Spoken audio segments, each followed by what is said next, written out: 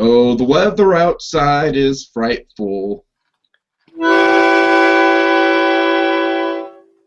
but inside so delightful. It's Christmas in July. Let's review.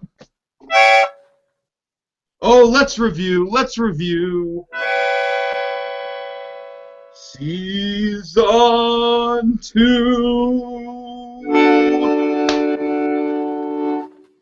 Boom, boom. There's that bottom note. That worked out rather well. That was good. Yeah. All right, how you doing, Blue? I've done like so many podcasts with him in a row. How you doing, Adventure Blue Dude? Great. Oh, you just want to walk out on me right now. You just want to walk out. Oh, you're offended. I was really close to leaving and coming back, but I wasn't sure if I could get back in. So I decided not to do that. Oh, I just pulled an Archie Bunker on you. Okay, so it is Christmas in July. It is a series where we take a look at a Christmas special from a TV series every day throughout the month of July. Why? Because we're crazy people, probably, right? Probably. I don't know. There's no real reason. There's no logic. We just do it. All right, so Adventure Blue Dude. This is actually your specific Christmas in July episode. It is Holly Jolly Secrets from Adventure Time. Yeah. So do you want to set up Adventure Time, kind of set up a basic premise of the show? So Adventure Time takes place in the magical land of Ooh, which is really a post-nuclear apocalypse. Earth.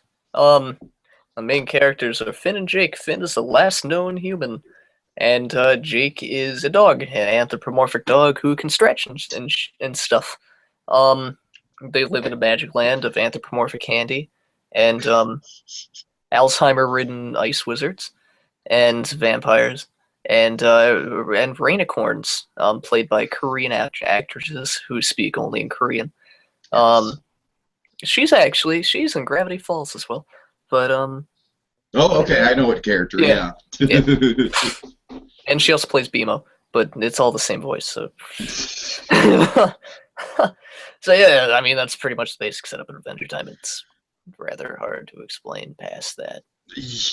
Okay, so I started watching this show. I gave it a chance, and it's not to say that I'm not gonna ever like I definitely want to take a look at it. From what I hear, it's kind of hit and miss towards the later seasons, but I hear there's definitely a point where it just starts getting like super involved and dramatic and everything. Yeah. Is that true? Yeah. Pretty much. Yeah. All right, well, I have a show called Steven Universe for you. That's another show that gets super involved and dramatic. I've watched it. I actually want to ask you where you've been watching that. Tell me after.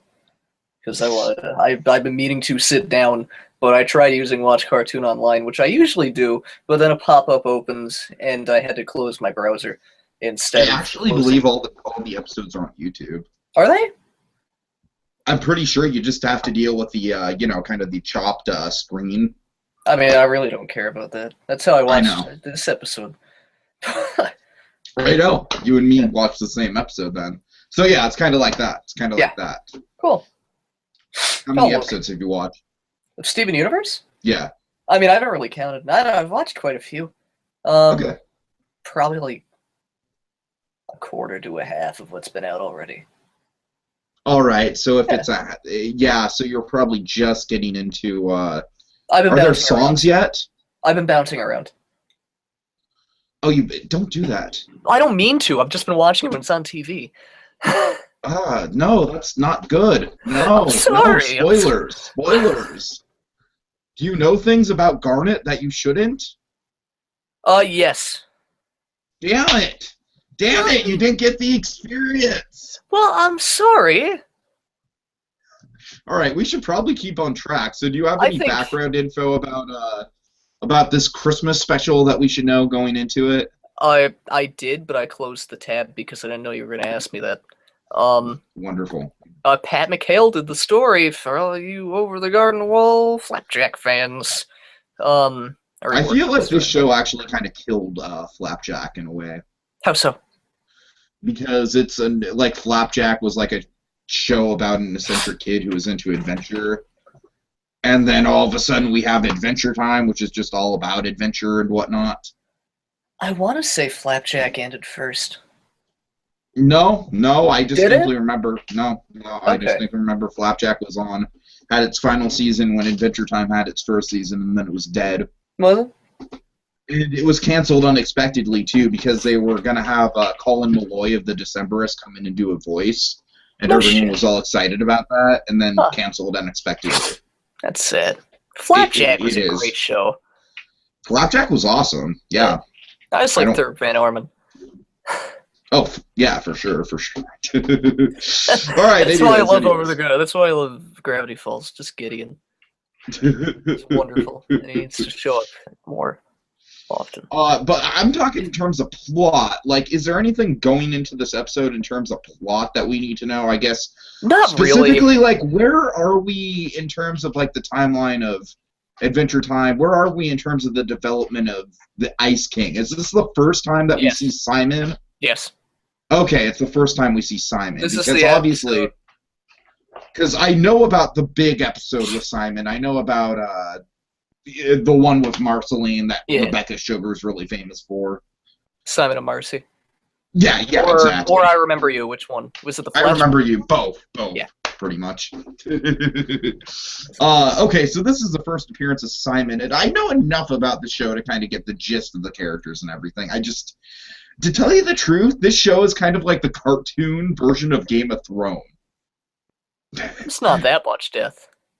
No, I'm not talking about death. I'm talking about. God.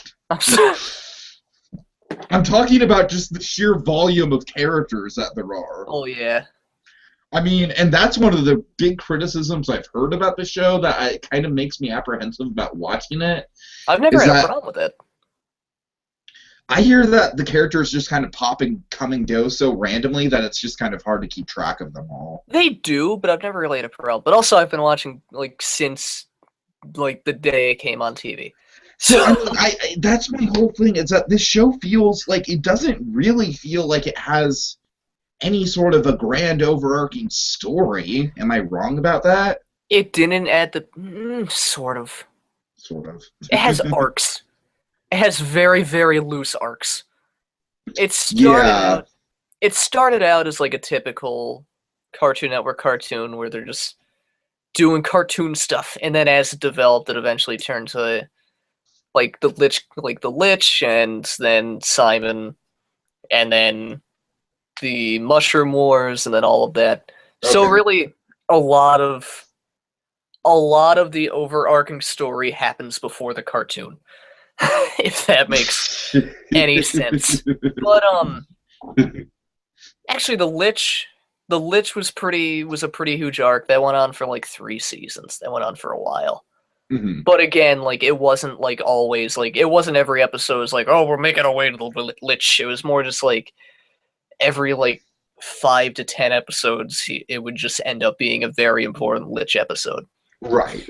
But now, it kind of sounds like how Gravity Falls does things with their overarching villains and mysteries and stuff. Kind of, but Gravity Falls is a lot less dragged out. Yeah, but I'm talking about specifically about Gideon in season 1 of Gravity Falls. He showed up about every 5 episodes or so. Isn't that fair to say? Yeah. Mm-hmm. Yeah. Yeah. So there is an overarching story, but it hasn't been fully revealed, I believe. So really, we're just kind of doing mini arcs. Well, I hear they get really existential about Finn being the only human and everything like that. They do. Yes. Yeah. So that's kind of the draw that I want to check it out. It gets pretty adult at times, or young adult. It's just the thing is with Steven Universe and with Gravity Falls, both those shows have such a well-defined narrative going on, and that's why you need to stop watching Steven Universe out of order immediately. I didn't mean to. No, but I'm serious though. Like Oh that yeah. show has like it's oh my god, the narrative is Season give 2 I'll watch in order. what? I'll watch season 2 in order. If you know the thing that you shouldn't know about Garnet, then that means you've already seen season 2 episodes. Has season 2 started? Yes, it's like season 2. I'd say is probably about a quarter of the way done. Oh, well, I'll be damned. That I accidentally found out, actually. I didn't even watch that in an episode. Oh, did you find it out in a review or something? Yeah. Ah, fair enough, Yeah. fair enough. But still, Right. like, at the same time, like, I watched enough of it to, like, understand. Like, I know who Garnet is, and I know her character. Sure, So, sure, like, sure. It's just the reveal is so good on the show. oh, I'm sure it is. And There's you a lot of know it. amazing reveals in that show. Oh yeah, of I course, still of course. think, like Pearl's relationship with Rose Quartz is really Yeah, but god fascinating. damn it, you shouldn't know that. Well, no, I don't know it, but I know like There's of it build up. based on I There's know of build it up. based on what the character has done. All right, fair enough. Let's get into it. Let's get into the recap. Yes, let's get into Steven Universe. Okay. There's the All right, so Grandpa Greg Steven Universe is and- looking through some old records and he's categorizing them, and then Connie and Steven fuse, and then they go into a flashback. They do a music video, and then okay. What are you doing? I'm just literally recapping like one of the latest episodes. And you yelled at me, saying that you don't want me to get spoiled, and you pull that. Well, yeah. This is a train wreck. Yes. What's going on? Tell me what's going on What do you mean? in the episode. What the fuck happened to this thing? So in Adventure Time, Jake hides a thing for Finn to find, and they go digging, and they find a briefcase that Jake found in a dump, and it's full of videotapes done by the Ice King, and they take it back to their house, and they give it to BMO. And hold on, I love the flashback where Jake is spying on the Ice King, hiding the tapes, and the Ice King's just like evil, evil, evil. And then Jake's like, I knew he was up to no good. And then Ice King's just like, evil tapes, I'm going to bury you. And then what's better, he buries the tapes in boogers, and then he proceeds to play in said boogers for hours. That's the Ice King for you. yes. Alright, so anyways, yeah, they take it back to BMO. Yep, and it's their video diaries done by the Ice King. Oh yes. And oh, yes. essentially what happens is they're watching all these videos, and the Ice King finds out, and he's trying to break into Finn and Jake's house. But I love how genuine the Ice King is here. He's just like, you know, because he sees the flyers for the secret tapes, and he's just like, oh, I want to watch.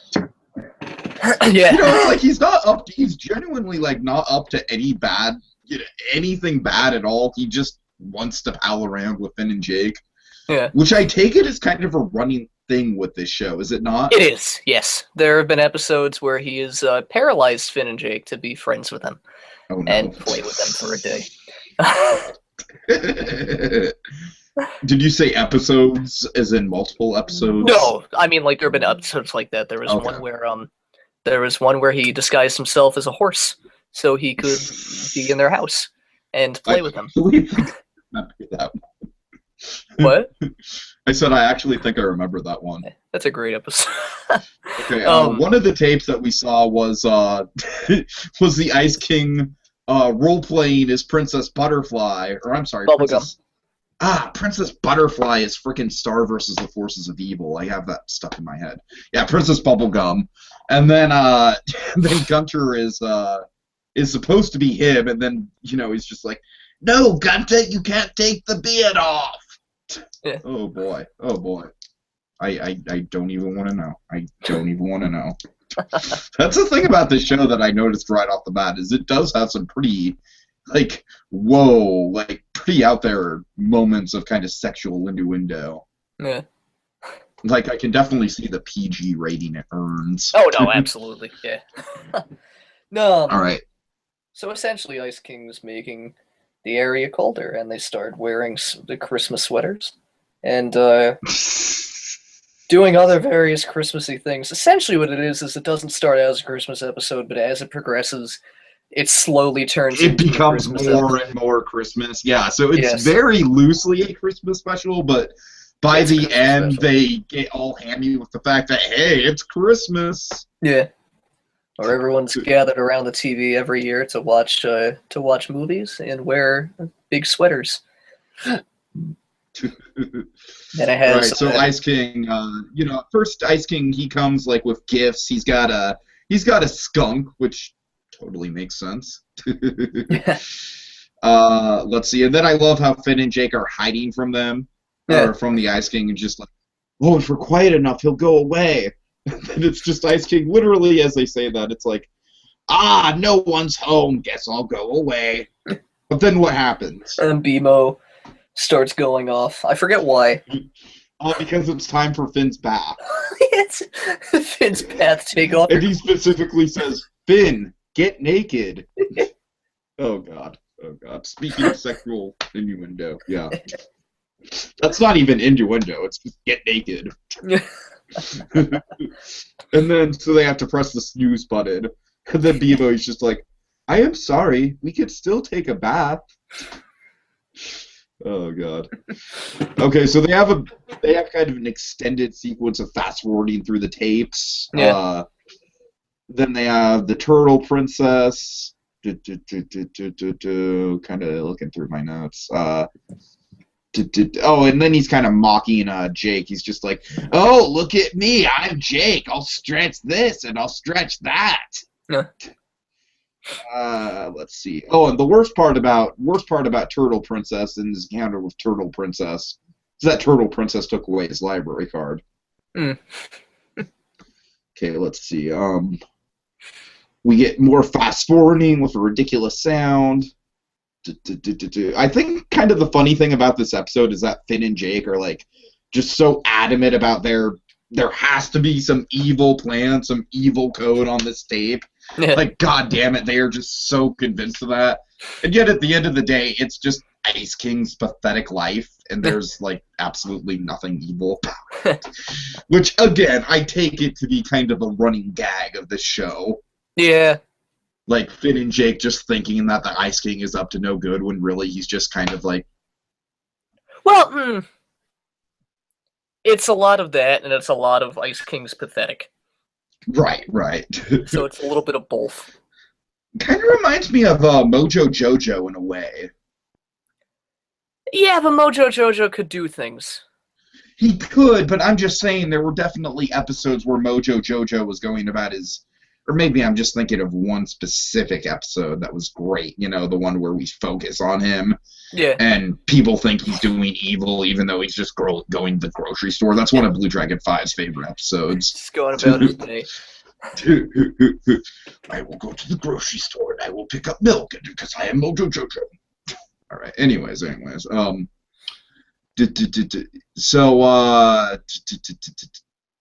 to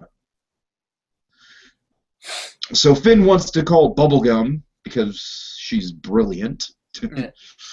And then Ice King, he's spying on them, and he grabs the phone, and he calls them from the phone line, and he's pretending to be Bubblegum. No, he hijacks the phone line. He hijacks the phone line while they're talking to Bubblegum, and he's like, "Oh, hello there, Finny." And then Jake and Finn at the same time, they're just like, whoa, you sound weird. And then BMO spots him outside, and that's pretty much the end of part 1. He's just like, I want to watch the secret tapes with you guys.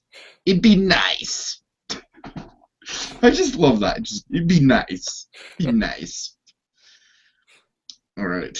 And then I love the end of the episode, or the end of part 1, and then how it transitions into part 2. Do you want to cover that? I with forget. Jake's mouth. Oh, I thought it just cut out. Well, When yeah, it the cuts. first time I did. You know what I'm talking about, right? With Jake's mouth. No. No. Okay. Well, Ice King's like he's like looking all suspiciously at Bubblegum and Finn and Jake, and then the camera zooms in on Jake, and it looks like he's screaming. Yeah. And then part 2, what's the first thing you see in part 2? I don't remember. God damn you. You need to write better notes. I know I do. In part 2, he's singing Aluete. Oh, yeah. All right. We gotta crack the code! Okay, so let's kind of, so BMO, he kind of comes up with this sort of complicated code. What is that? Something to do with 13 tiers. 13th letter of the alphabet is M. Yeah. And then it prints out as Gunter. Let's see. Oh yeah, and Ice King, he's got a snowman army. Yeah, Ice King makes a snowman army and they start invading. And then Ice King comes down through the chimney. And his clothes are dirty. So he wears a red tablecloth. So there you go. We're having a little bit of a Santa here, a little bit of Santa. And then he unlocks the door for the snowman and lets the snowman in. Do you want to build a snowman army? Absolutely not. Not even an army of snowmen? No. No? No. Bye. I don't know. Just thinking. There's no snow in California, except like in the Sierras. All right. Anyways. So, yeah, but Finn, they're all about getting the secret, so they're hiding under the bed, and oh god. So basically, the Ice King in a tape, he's doing like a good morning. You're watching the evening news. Oh my god, yeah. You want to recap this? He's interviewing a princess who's obviously very traumatized. A wildberry princess, and she just has no idea what's going on. And you're just interviewing her, and she's asking for help, and then Ice King. Oh, what did he? Gunter did something, but I forget what he did. He tried to eat Ice King's socks. Yes. Oh god. Okay. Oh yeah, and then we cut to the Ice King, and he's wearing a black wig, and he's singing a song from the perspective of a daughter, and I take it that must be Marceline. The song that he's singing is Marceline's song, and that's set up really early in the series. Damn. So yeah, that's yeah. So like Okay. it doesn't have the connotation that it does now, but I hear you. yeah, like that's. But like, of course, looking back, knowing what I know. Yeah. Okay. And then the snowmen army are plotting. And then you want to take us through the joke with the red nose? Yeah. When the snowman has an apple for a nose, or he finds an apple and makes it a nose, and the Ice King doesn't like the way he's wearing it, so the Ice King wears it by putting it through his nose. All right. And then we have just one more tape, and what is on that tape? Simon Petrikov. Yes. And he found a crown, and he put it on to entertain his fiancée, and he blacked out, and his fiancée left him, and then they read there's a few other clips from it where it's just him going through. He's slowly going mad. Yes, he's slowly transitioning into Ice King.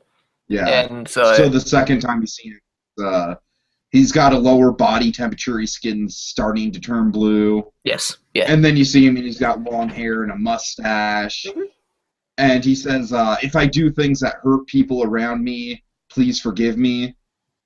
It reveals a lot because oh yeah, this is also the first episode where it's the first episode that really sets off a lot of the Simon Ice King stuff, but it also explains a lot of things like why, like the Ice King's obsession with princesses, which is sure. He used to call his fiancée princess, which is really, that's like, yeah, like that is a moment in the show where things get really real. No, I hear you. I hear you. It's almost as bad as when he calls Marceline Gunther in Simon Oh and boy. Marcy. Oh Yeah. boy. Oh my god. Like just in Simon and Marcy, just that scene where he's singing the Cheers theme song. After I watched Holly Jolly Secrets, I watched I Remember You and Simon and Marcy. And it's like the Nice, first time nice. I've done that in a year and a half. And they're, oh my god, those episodes are incredible. I remember when they first came out. I wish Adventure Time was still like that. I They hear you. recently, well not semi-recently, they brought in Simon's fiance as a character in the show, Oh, which was really? really, yes, Huh.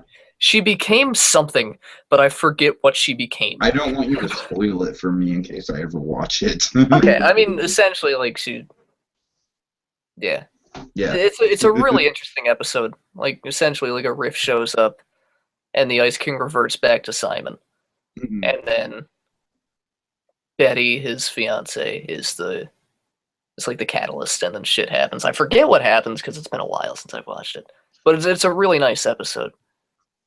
So yeah, the last clip we see of Ice King is, he's full Ice King. He's got the beard. He's just like, where will I ever get out of my labyrinth of the mind? Please come back to me, Betty. And then the Ice King, he's sitting there. He's ashamed. He's like, now you know my secret. And what's his secret? He used to wear glasses. Oh boy. But seriously, this is a serious moment, and Finn, he really takes the time to acknowledge, wow, Ice King, and he gives him his tapes back, and Ice King, he takes this a little too well. He's just like, oh, it's a gift. No, dude, I'm just giving you your stuff back. He just completely forgets. But it's not even my birthday. And It's then around. And then Jake reminds, it's for me too. It's around this time that they really start pushing the Alzheimer allegory, which right, I'm not yeah. really a huge fan of, because like it would be cool if it was a fan theory, but they've kind of gotten it to the point where it's like this isn't a person turned into another thing. This is a person who is now insane, so instead of treating him like a villain, we're gonna treat him with pity. And I mean, like, it makes, I don't know what I'm saying. I mean, Like, it's development. It's an it arc. is, but I think the allegory is too in your face. Okay. I think they punch you in the face a little bit with it. How would you compare it to Old Man McGucket's arc from Gravity Falls? I like this arc better. You like it better? Okay. Yeah. Though, of course, also more sentimental towards Adventure Time. I mean, I thought that McGucket's kind of a really good example of a red herring, but we won't get too much into that for people that haven't watched much of Gravity Falls yet. Anyways, so yeah, and then how do we wrap up? How do we wrap everything up? So now Presents. Yes, presents. Oh yeah, then forget about the present. We talked about the presents earlier. Yeah, it's a pine tree and then a skunk. Yes. Jake gets the skunk. Yes. And then I love Jake's reaction. He's just like, huh, okay. It's like he'll go for it. But now, every year, they all gather at Finn's house, and by everyone, I mean, I believe it is Finn, Jake, the Ice King, Shelby, BMO, Princess Bubblegum, They make this a guy, huge joke out of just like there's so many characters. this guy, that guy, Fred, Lumpy Space Princess. Lumpy Space Princess, the Royal Tart Toter, a few others. I think there were a few others. I'm sure. I don't know. I just like the end where they say, this guy, that guy, and then they go back to actual named characters. Fuck. But yeah, no, It's a great episode. All right, so how would you rank it in terms of Christmas episodes? So that is really the question on Christmas in July. What do you mean? Well, I mean, like, just in terms of, like, classic, does it get you in the Christmas mood? I mean, not really. No. It's a modern Christmas episode. It's definitely not a classic. No, but I'm just saying in terms of, like, the atmosphere and everything. No, that's what I mean. I mean, it's more of a modern Christmas episode than it is a classic. Right. What are some of the tropes that we have here? Because we don't have much, but we have, let's see. Who's the Scrooge? Is Ice King the Scrooge? No, I don't think there is a Scrooge. Nobody's. Yeah, I don't think so either. Yeah, nobody's really trying to stop anything. Really. This special is really unconventional. It really defies our Christmas in July, like looking at the tropes and whatnot. I mean, I guess we could chalk it up to a new kind of tradition of just having a Christmas special that doesn't necessarily relate to Christmas, but it just kind of is Christmas in a way. I don't know. I don't know. I don't really know what to make of this, to tell you the truth. It's a good episode of TV. Like, it's a good episode of Adventure Time. It makes me kind of want to watch more of it if it's just kind of, no pun intended, the tip of the iceberg when it comes to the Ice King storyline. Oh, God. I don't know. Oh, my God. They sip cocoa? Iceberg. You know what? I am going to call Ice King the Scrooge. Why? I don't... Because he invades them with snowmen. That's why. Scrooge never did that. I know, but he gets kind of evil for a second. He does. For a second. But he has good intent. Literally for a second. I gotta stretch these tropes somehow. I don't know. Alright. Let's see. I'm trying to think of anything else, but God, it's just... There really isn't. No, I mean, they never even call it Christmas, do they? It's just kind of like, oh, there's this thing that Finn and Jake did that now they do it every year when it gets cold. They don't have Christmas anew. Huh? They don't have Christmas anew. Right. So it's not Christmas. So I would say that this episode kind of breaks the fabric of Christmas in July, because this is definitely the most unconventional Christmas episode that I've reviewed here on Christmas in July thus far.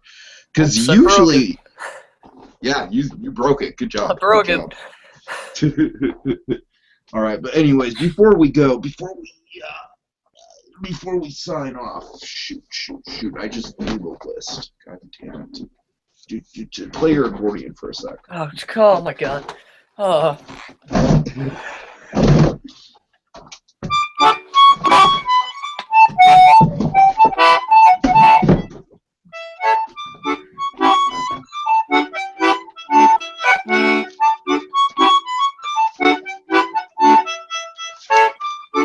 Okay, I'm good.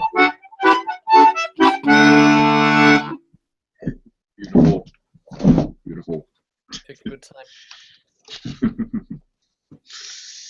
Okay, the list. Yes. Yeah. Yes. So this is the list that we're making, and we're also checking twice about all of the Christmas specials that we've reviewed here on Christmas in July. So far we have Rugrats Let It Snow, Invasion of the Secret Santas from Batman Brave and the Bold, the I Love Lucy Christmas Show, the Bells of Fraggle Rock, the Rocket Power Christmas, Draft Dodgers, and then, wait for it, Holly Jolly Secrets. There it is. There it is. It's on there. All right. And to take a look underneath the wrapping paper for next week, or I'm sorry, not next week, tomorrow. Adventure Blue Dude, it's another one with you. Yes. Yeah. Yes. So we are going to be doing the first of two hypothetical Christmas specials. That's kind of a tradition on Christmas in July. What are we doing tomorrow night, Adventure Blue Dude?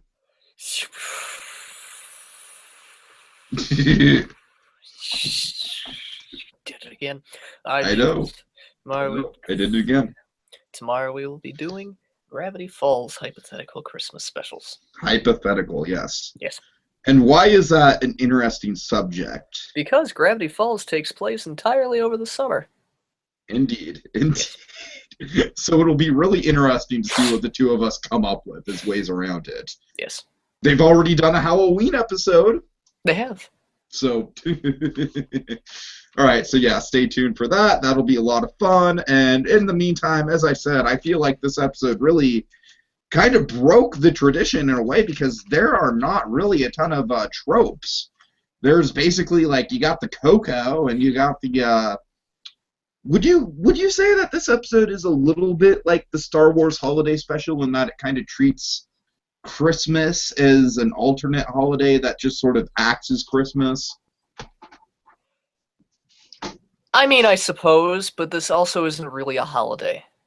I understand. It's weird. It's weird, man. It is. It's so odd. It's I hardly even call this a Christmas special. It's really It like is. all it is. It is in themes and aesthetic, but it's not in I mean, anything else. Yeah, but not even until like the last like third of it. Yeah. It slowly becomes a Christmas special. It sneaks up on you. I'm baffled. I'm Santa. baffled.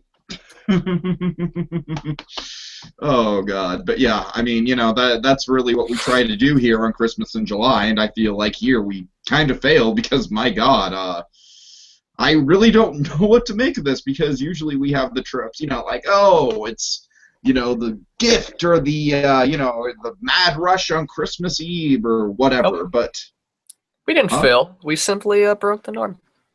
We broke the norm. We broke the norm. Yeah. Well, that's what we're about here. That's what we are all about here. Add us by WTBAI. Oh yeah. Oh yeah. I haven't said that in a while. I can't do that pitch anymore. Wait, what did you say? SYWTBAI. I can't tell anyone about that anymore.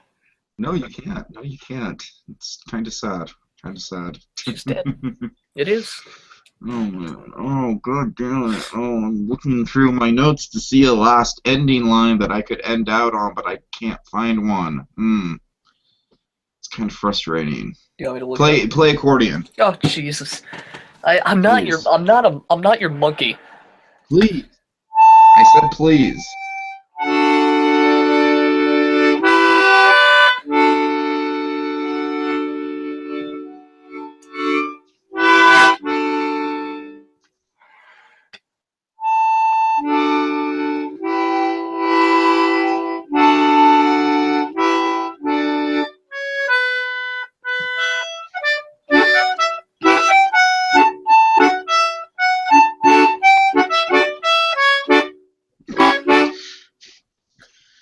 So, yeah, uncovering the formulas behind Christmas specials. That's what we're all about here on Christmas in July.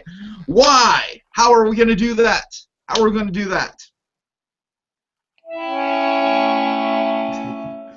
By putting the mistletoe underneath the microscope. That's time.